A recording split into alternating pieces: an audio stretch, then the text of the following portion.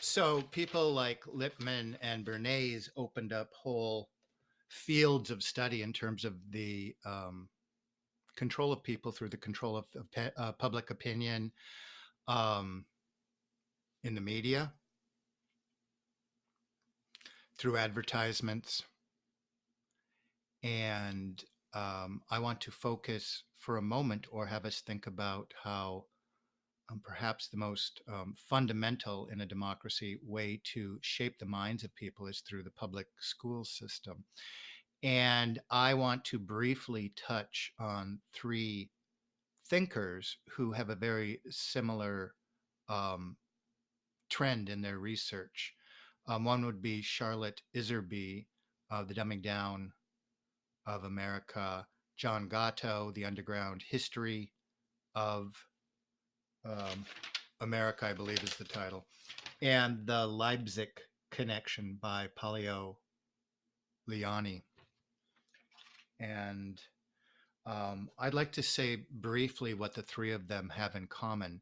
They all understand the force of deep state politics, and that in the case of education, there was an agenda at hand between the 19th and 20th century.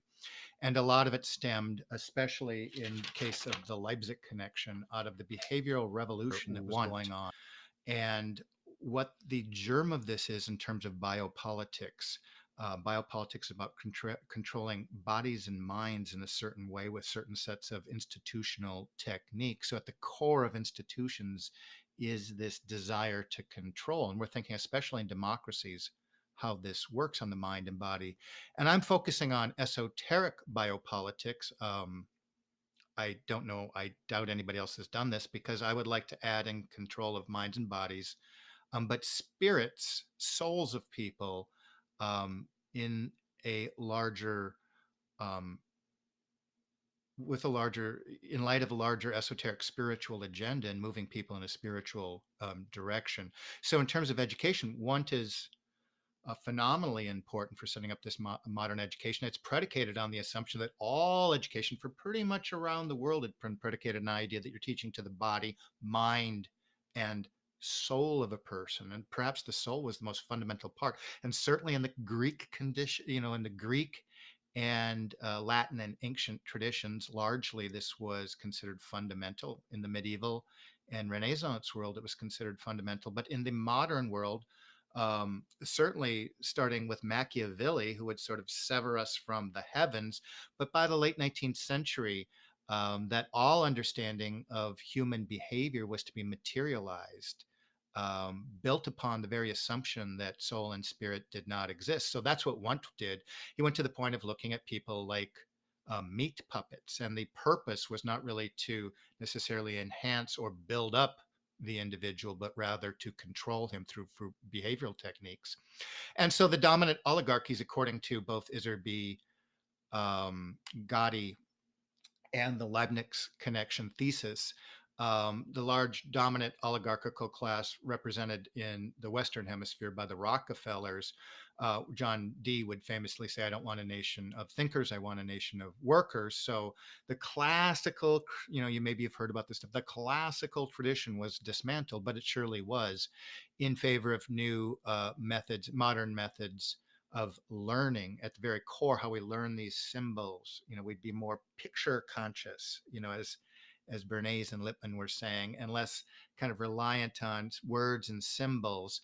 And the very kind of nature of how we learn to read and so forth would be changed over, and a removal of phonics. The effect being that people were largely trained as machines in order to have the outcome of people that behaved and thought like machines. If you teach people always within the assumption that human beings have no soul, or not created to reconnect with a creator, and that was the purpose of education, or at least that there'd be a sense of morality that could be connected to a divine or at least a natural order of things, was severed.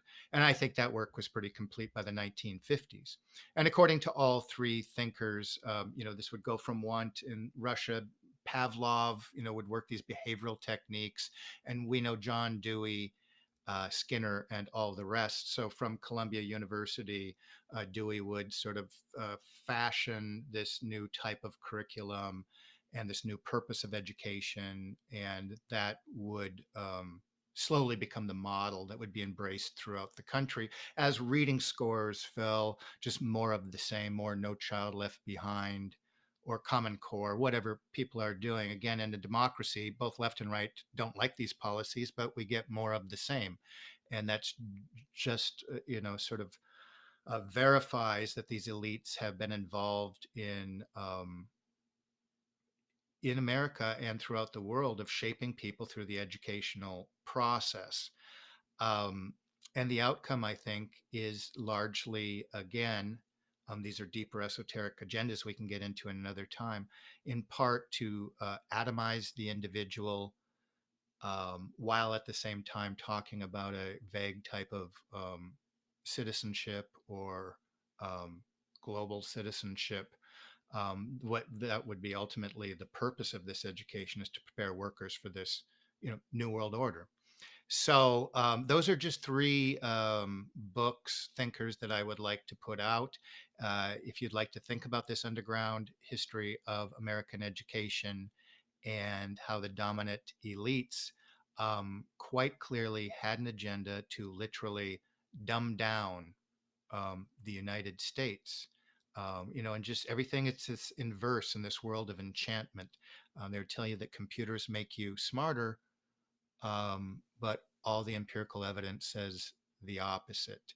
And thinkers throughout the world have so little grasp of history that most of it, in fact, has been reworked toward building what the oligarchs call their great work. So I want to finish on that right now.